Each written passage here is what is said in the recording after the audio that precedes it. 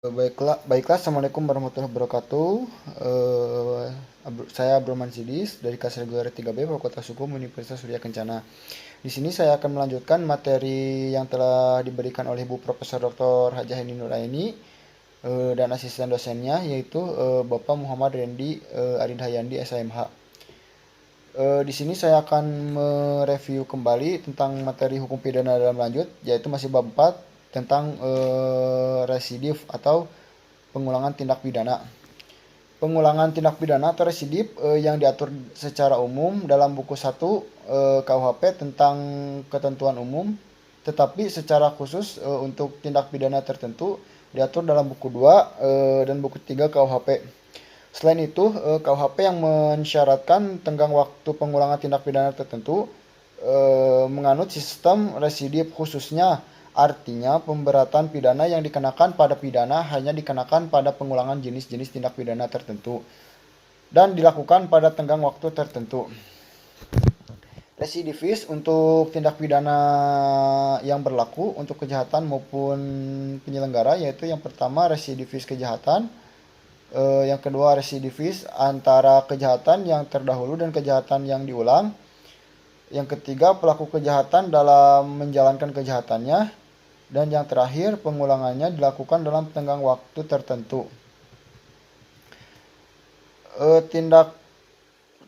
Tidak mungkin ada residivis terkecuali apabila yang pertama keputusan hakim tidak berupa pemidanaan, yang kedua keputusan atau vonis hakim tidak dapat berubah dengan adanya upaya hukum yang berlaku, dan yang terakhir keputusan hakim yang berupa penetapan atau basicking.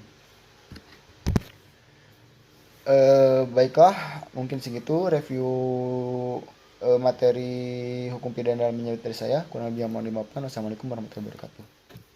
Dan baiklah, lanjut kepada jurnal. Di sini saya akan membawakan jurnal yang berjudul Kebijakan Hukum Pidana tentang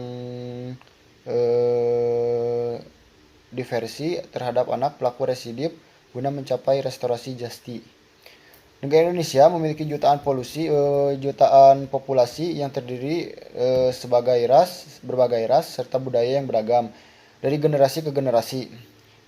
Mempunyai tanggung jawab besar demi keberlangsungan dan keberkembangannya suatu negara yang harus ditanamkan sendiri. Mungkin anak merupakan aset yang sangat berharga bagi negara karena dari mereka yang akan melanjutkan cita-cita suatu bangsa. Bahkan pada Undang-Undang Perlindungan Anak tercantum di dalam redaksi pasal 1 angka 2 menyebutkan bahwa perlindungan anak adalah segala kegiatan untuk menjamin dan melindungi anak dan hak-haknya agar dapat hidup, tumbuh, berkembang, dan berpartisipasi secara optimal sesuai dengan harkat dan martabat kemanusiaan, serta mendapatkan perlindungan dari kekerasan dan diskriminasi. Dan akan tetapi pada redaksi pasal 7 ayat 2 SPPA tersebut menyatakan bahwa penyelesaian perkara menggunakan jalur diversi tidak dapat dilaksanakan jika perbuatan yang dilakukan merupakan pengulangan dari tindak pidana atau residif.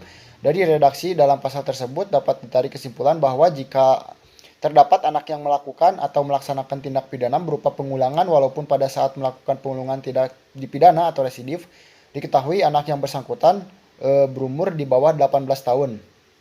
Maka dengan kata lain, adanya peraturan tersebut membuat anak yang sedang berurusan dengan hukum harus menyelesaikan melalui jalur hukum atau peradilan yang berpotensi masuk ke lembaga pemasyarakatan. Baik, mungkin segitu review jurnal dari saya. Kurang lebihnya mohon dimaafkan. Wassalamualaikum warahmatullahi wabarakatuh.